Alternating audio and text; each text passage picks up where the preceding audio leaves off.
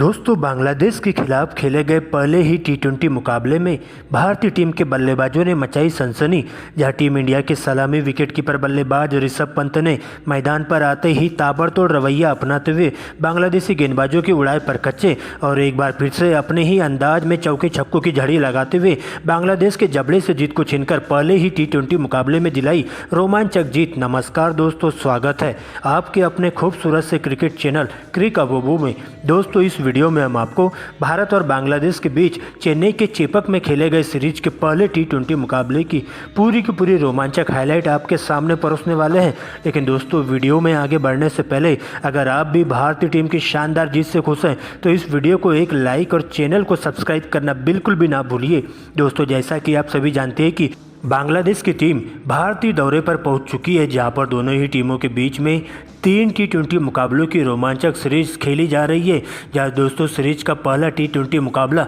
चेन्नई के चेपक स्टेडियम में देखने को मिला, जहां टीम इंडिया की कमान सूर्य कुमार यादव तो वही दोस्तों बांग्लादेश के लिए कप्तानी कर रहे थे तजमुल हुसैन। दोस्तों, इस पहले टी20 मुकाबले में भारतीय टीम के कप्तान सूर्या ने टॉस जीता और टॉस जीतते ही पहले गेंदबाजी करने का फैसला किया। इसके बाद बांग्लादेश के लिए पारी का आगाज करने के लिए टीम के 2 धाकड़ ओपनर बल्लेबाज तंजीद हसन और लिटन दास की एंट्री होती है। वही दोस्तों टीम इंडिया के लिए पहले ओवर की गेंदबाजी करने आते बाएं हाथ के तेज गेंदबाज अर्शदीप सिंह, जहां पहले ही ओवर में उनका सामना होता है तंजीद हसन से और ओवर की तीसरी ही गेंद पर एक कवर ड्राइव लगाते हुए 4 रनों से अपनी और अपने देश के लिए पारी का आगाज करते हैं। जबकि दोस्तों अंतिम 2 गेंदों पर फिर से बैक टू बैक 2 लगातार कवर ड्राइव लगाते हुए पहले ही ओवर में 3 चौकों की मदद से 12 रन बटोरे जाते हैं। लेकिन दोस्तों इसके बाद दूसरे ओवर की गेंदबाजी करने आते हैं भारतीय टीम के तेज गेंदबाज हार्दिक पांड्या, जहां दोस्तों हार्दिक पांड्या का सामना होता है लिटन दास से और पहली ही गेंद को जोरदार प्रहार करते हुए 80 मीटर के छक्के के लिए दर्शक दीर्घा में भिजवा देते हैं।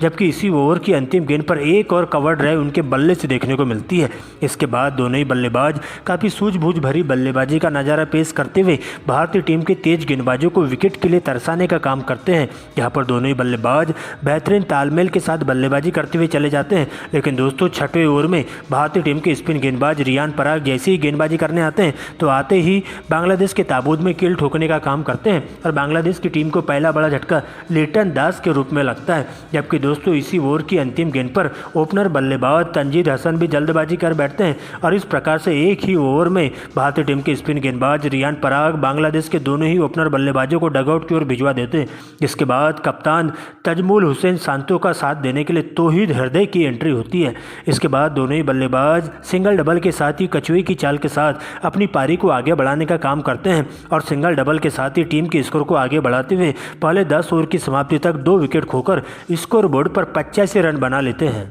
इसके बावजूद भी दोनों ही बल्लेबाज यही नहीं रुकते हैं और आगे भी इसी अंदाज में बल्लेबाजी करते हुए अपने अपने 50 की ओर बढ़ने लगते हैं। जहां पर 12वें ओवर में रवि बिश्नोई को टारगेट करते हुए तौहीद हृदय के द्वारा 2 लगातार छक्के जड़ दिए जाते हैं और अपना 50 पूरा किया जाता है। लेकिन दोस्तों इससे पहले कि तजमुल हुसैन भी अपना 50 पूरा करते हैं, बांग्लादेश की टीम को तीसरा बड़ा झटका दे दिया जाता है, जहाँ पर टीम इंडिया के स्पिन गेंदबाज रवि बिश्नोई तीसरा विकेट लेते हैं। लेकिन दोस्तों इसके बाद नए बल्लेबाज के तौर पर साकिब अल हसन की एंट्री होती है, जहां पर दोस्तों अगले ही ओवर में तौहीद हृदय भी जल्दबाजी कर बैठते हैं और गुगली गेंद पर क्लीन बोल्ड होकर 51 रनों की पारी खेलते हुए पवेलियन की ओर लौटते हैं और बांग्लादेश की टीम के 4 बल्लेबाज डगआउट की ओर लौट जाते हैं। लेकिन दोस्तों इसके बाद साकिब अल हसन का साथ देने के लिए मोहम्मदुल्लाह की एंट्री होती है और उसके बाद अंतिम के 5 ओवरों में दोनों ही बल्लेबाज बॉल देखो और बॉल पेलो वाले नियम के तहत बल्लेबाजी करते हुए चौके छक्कों की झड़ी लगाना शुरू कर देते हैं। जहाँ पर 16वें ओवर में भारतीय टीम के चाइनामैन कुलदीप यादव को टारगेट किया जाता है और इसी ओवर में 2 छक्के और 2 लगातार चौकों की मदद से 20 रन बटोरे जाते हैं। जबकि दोस्तों 18वें ओवर में एक बार फिर से मोहम्मदुल्लाह के बल्ले से 3 लगातार चौके देखने को मिलते हैं। तो वही दोस्तों 19वें ओवर में एक बार फिर से साकिब अल हसन टारगेट करते हैं और इसी ओवर की पहली ही गेंद को दर्शक दीर्घा के बाहर 90 मीटर के छक्के के लिए भिजवा देते हैं और देखते ही देखते साकिब अल हसन मात्र 26 गेंदों में ही अपना 50 पूरा कर लेते हैं और बांग्लादेश की टीम को तेजी से 200 रनों के नज़दीक पहुंचाने की भरपूर कोशिश करते हैं। लेकिन दोस्तों 19वें ओवर में बांग्लादेश की टीम को छठवां बड़ा झटका साकिब अल हसन के रूप में लगता है, जो कि 55 रनों की ताबड़तोड़ पारी खेलते हुए एक बार फिर से रियान पराग की गुगली गेंद में फंस जाते हैं और टीम को बुरी तरीके से संकट में डाल देते हैं। क्योंकि दोस्तों इसके बाद बांग्लादेश का कोई भी बल्लेबाज टिककर बल्लेबाजी नहीं कर पाता है और एक के बाद एक सस्ते में विकेट गंवाते हुए भारतीय टीम के स्पिन गेंदबाजों के सामने ताश के पत्तों की तरह ढहता हुआ चला जाता है। जहां पर एक बार फिर से रियान पराग इसी ओवर में 2 लगातार विकेट लेते हैं। जबकि दोस्तों अंतिम ओवर में भारतीय टीम के तेज गेंदबाज अर्शदीप सिंह के द्वारा कोहराम मचाया जाता है, जहां पर अर्शदीप सिंह 20वें ओवर में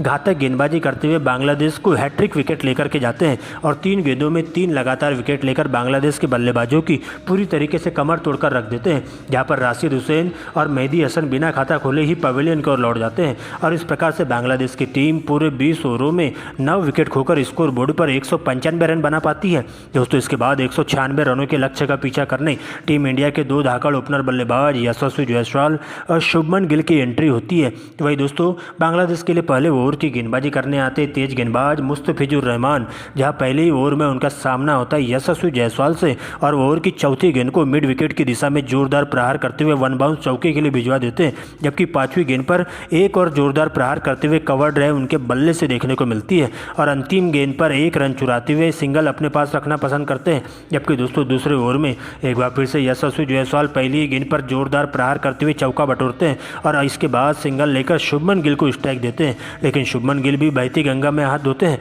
और 2 लगातार चौके जड़ देते हैं। लेकिन दोस्तों इसी बीच तीसरे ओवर में टीम इंडिया को पहला बड़ा झटका यशस्वी जायसवाल के रूप में लगता है, जिसके बाद ऋषभ पंत और सूर्य कुमार यादव की एंट्री होती है। क्योंकि दोस्तों जैसे ही यशस्वी जायसवाल और शुभमन गिल सस्ते में विकेट खोते हैं, आगे का मोर्चा संभालने के लिए ऋषभ पंत और सूर्य कुमार यादव क्रीज पर मौजूद हो जाते हैं। जहां पर पहले तो दोनों ही बल्लेबाज काफ़ी सूझबूझ भरी बल्लेबाजी के साथ सिंगल डबल के साथ ही टीम इंडिया के स्कोर को आगे बढ़ाने का काम करते हैं और 6 ओवर की समाप्ति पर टीम इंडिया का स्कोर 2 विकेट खोकर स्कोर बोर्ड पर 55 रनों तक पहुंच जाता है। लेकिन दोस्तों इसके बाद 7वें ओवर से एक बार फिर से सूर्य कुमार यादव अपना विकराल रवैया दिखाते हुए चौके कम और छक्के ज़्यादा लगाना शुरू कर देते हैं। यही दूसरे छोर से ऋषभ पंत 8वें ओवर में बैक टू बैक 2 लगातार छक्के जड़ते हुए पूरी तरीके से मुस्तफिजुर रहमान की लाइन लेंथ खराब करके रख देते हैं और देखते ही देखते दोनों ही बल्लेबाजों के बीच में एक शत की साझेदारी पूरी होने लगती है। जहां पर एक बार फिर से 10वें ओवर में स्पिन गेंदबाज साकिब अल हसन को टारगेट किया जाता है और 2 छक्के और 2 चौकों की मदद से सूर्या के द्वारा 20 रन बटोरे जाते हैं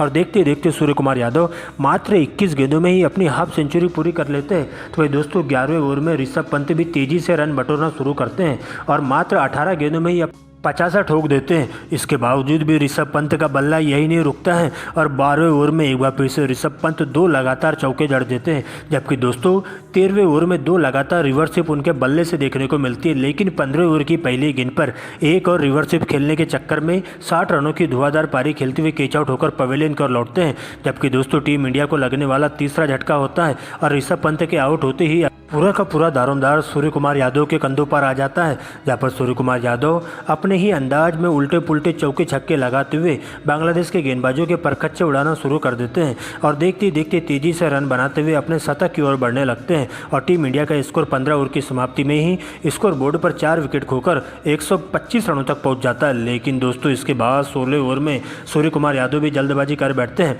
और बड़ा शॉट खेलने के चक्कर में सीमा रेखा के पास कैच आउट होकर पवेलियन की ओर लौटते हैं। जिसके बाद हार्दिक पांड्या की एंट्री होती है और हार्दिक पांड्या का साथ देने के लिए नए बल्लेबाज के तौर पर सूर्या के आउट होते ही रिंकू सिंह आते हैं। लेकिन दोस्तों 17वें ओवर में रिंकू सिंह पहली ही गेंद पर कैच आउट होकर पवेलियन की ओर लौटते हैं और इस प्रकार से रिंकू सिंह एक बार फिर से पूरी तरीके से फ्लॉप साबित होते हुए बिना खाता खोले ही पवेलियन की ओर लौट जाते हैं। जिसके बाद नए बल्लेबाज शिवम दुबे आते हैं क्योंकि दोस्तों अब अंतिम के 3 ओवरों का खेल शेष बचा रहता है और इन 3 ओवरों में टीम इंडिया को इस मुकाबले में जीत हासिल करने के लिए 45 रनों की दरकार होती है। जहां पर सबसे पहले 18वें ओवर में शिवम दुबे 2 लगातार गगनचुंबी छक्के जड़ देते हैं। तो वही हार्दिक पांड्या अगले ही ओवर में 2 छक्के और 2 चौकों की मदद से 20 रन बटोरते हैं। लेकिन दोस्तों इसके बाद अंतिम ओवर का खेल शेष बचा रहता है और अंतिम की 6 गेंदों में टीम इंडिया को इस मुकाबले में जीत हासिल करने के लिए 18 रनों की दरकार होती है। जहाँ पर तेज गेंदबाज मोहम्मद उल्लाह को टारगेट किया जाता है शिवम दुबे के द्वारा और पहली ही गेंद पर चौका बटोरते हुए अगली गेंद पर सिंगल लेकर